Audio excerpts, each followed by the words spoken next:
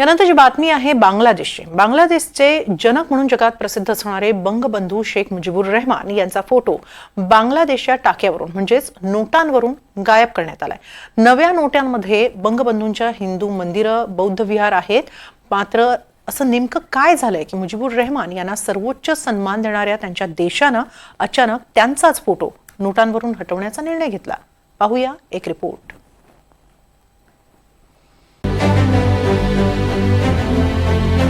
हा बघा जुना टाका।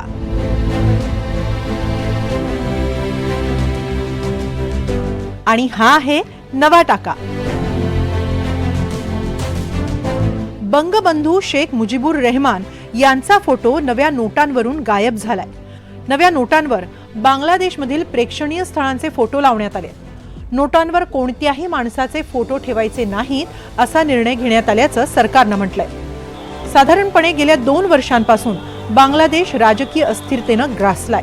वर्षभरापूर्वी तत्कालीन पंतप्रधान शेख हसीना यांनी देश सोडला आणि भारताच्या आश्रयाला आल्या। त्यानंतर बांगलादेशात मोहम्मद युनूस यांच्या नेतृत्वात अंतरिम सरकार देश चालवतंय आणि त्याच सरकारनं नोटांमध्ये हा बदल केलाय।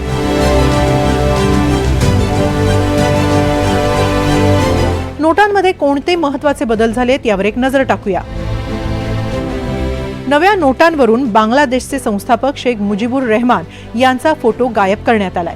शेख मुजीबुर रहमान शेख हसीनांचे वडील आहेत। मुजीबुर यांचा फोटो आहे त्या नोटाही चलनात राहणार आहेत। नव्या नोटांवर कुठल्याही माणसाचा फोटो नाही।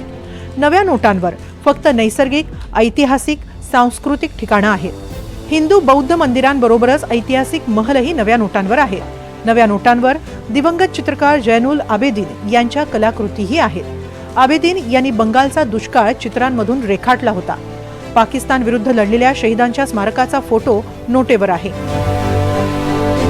राजकीय अस्थिरतेबाबत बांगलादेशातील जनमानसात मुजीबुर रहमान यांच्या कुटुंबियांविरोधात असलेला संताप देखील नोटांवरची चित्र बदलण्यामागचं एक कारण असल्याचं स्पष्ट दिसतंय। बांगलादेशाच्या नव्या नोटांवर, नव्या करन्सीवर बौद्ध व हिंदू मंदिरे, त्याचबरोबर बांगलादेशातील ज्या अगोदरच्या ज्या नोटा होतात त्याच्यावरील जे संस्थापक शेख मुजीबुर रहमान यांचे फोटो तसेच ठेवून नवीन ज्या नोटा येतील त्या नोटांवर बौद्ध हिंदू मंदिरे, त्याचबरोबर ऐतिहासिक काही महलही त्या ठिकाणी दाखवण्यात येणार आहेत। अशा पद्धतीची बातमी व्हायरल होत आहे।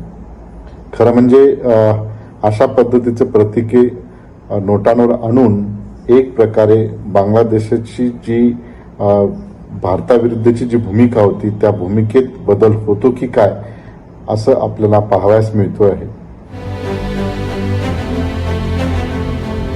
बांगलादेशच्या निर्मितीच्या वेळी शेख मुजीबुर रहमान यांचा फोटो बांगलादेशच्या टाक्यावर का होता हेही लक्षात घेतलं पाहिजे। बंगबंधू मुजीबुर रहमानांचं बांगलादेशच्या निर्मितीत मोठं योगदान होतं।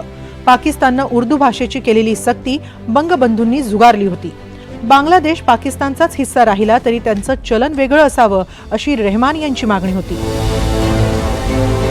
भारताच्या मदतीनं स्वतःचा देश निर्माण झाल्यावर मुजीबुर रहमान यांनी त्यांचा फोटो नोटेवर आणला।